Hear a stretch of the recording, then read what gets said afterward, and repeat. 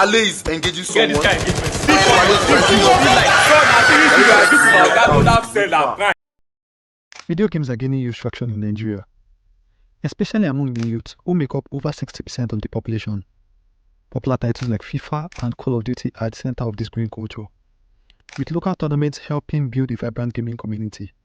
Beyond entertainment, gaming is also making waves in the tech sector, driving innovations in software development, animation, and content creation.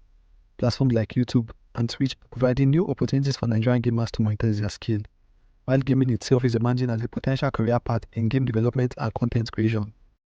In the early days of gaming in Nigeria before the introduction of electronic media, gaming was deeply rooted in traditional activities that fostered social interaction and cultural expressions.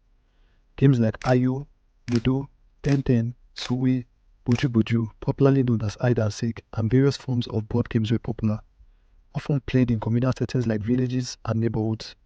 These activities not only provided entertainment but also served educational purposes, teaching strategy, teamwork, and problem-solving skills. The rich tradition of interactive play laid a strong foundation for the eventual adoption of electronic gaming, as Nigeria embraced a new form of entertainment while preserving its cultural heritage. During the 1980s and 1990s, access was limited and cost of consoles were really high, making gaming a niche hobby for a select few, meaning the middle to low class households were largely left out of this hobby. Imported consoles like the Atari, NES, and Sega Mega Drive were popular among wealthier households, and urban arcades, which served as communal spaces for people to experience gaming, were few and far between. However, home gaming was still relatively uncommon, and the lack of local game development meant that gaming remained a novelty. Despite these challenges, these periods laid the groundwork for the gaming culture that would emerge in later years, ultimately leading to the vibrant scene we see today. The rise of home gaming in Nigeria during the 2000s marked a significant shift in the gaming landscape, largely driven by the introduction of the consoles like Xbox and PlayStation, as well as the growing accessibility to PCs. This platform brought a new level of gaming experience, with titles that captivated players and created a vibrant gaming communities. Meanwhile, cyber cafes played a crucial role in popularizing PC gaming, providing access to high-speed internet, allowing gamers to connect with others online. These cafes became social hubs where players gathered to enjoy multiplayer games, fostering a sense of community and competition that further fueled the gaming culture in Nigeria. Together, this development laid the groundwork for the flourishing gaming scene seen today. This era of gaming was headlined by the PlayStation 2.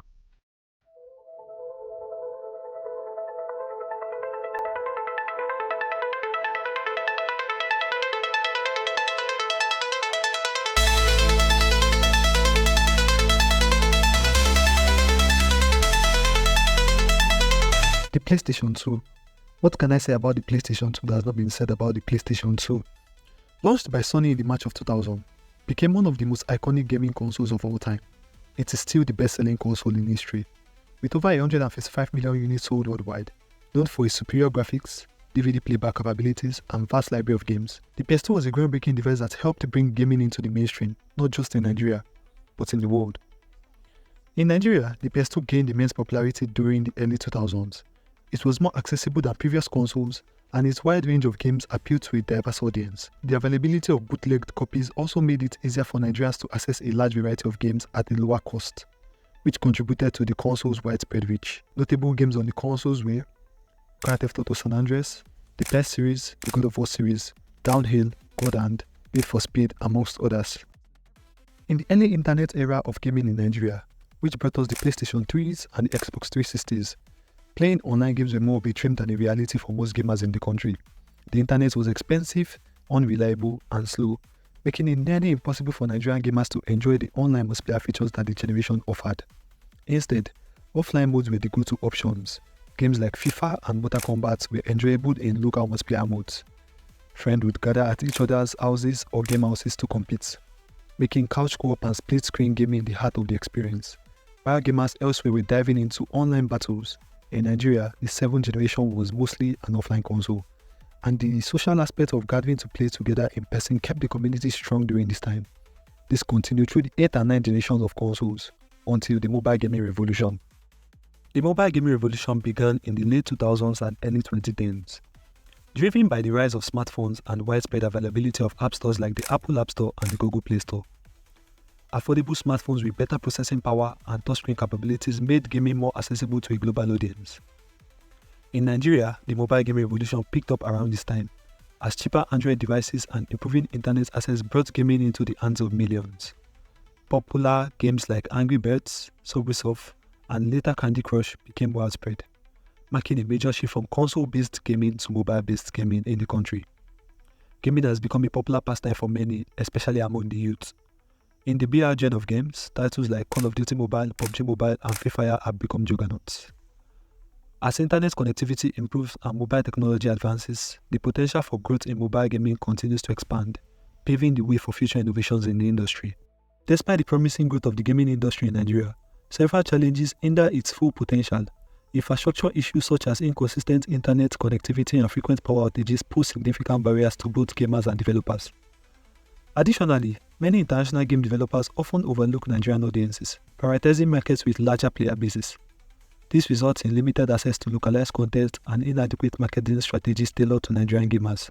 To highlight my point, here are various release window charts not just neglecting Nigerian audiences but African audiences in general. Furthermore, access to funding and support for local talent is often lacking, which stifles innovation and growth within the industry. Many aspiring game developers face difficulties in gaining the necessary resource, mentorship, and exposure to global markets. Addressing these challenges will be crucial in fostering a sustainable gaming ecosystem in Nigeria, enabling local developers to thrive and enhance the overall gaming experience for players across the country. In conclusion, the evolution of gaming culture in Nigeria reflects a dynamic interplay between global trends and local innovations.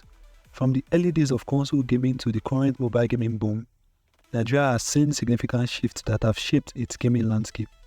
As local developers emerge and gaming communities flourish, there is a growing recognition of cultural richness that Nigerian gamers bring to the global stage.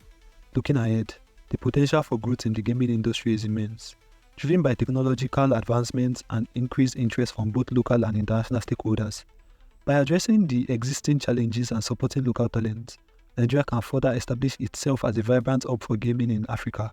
Embracing this evolution not only enhances entertainment options for players but also contributes to the broader narrative of creativity and innovation within the country.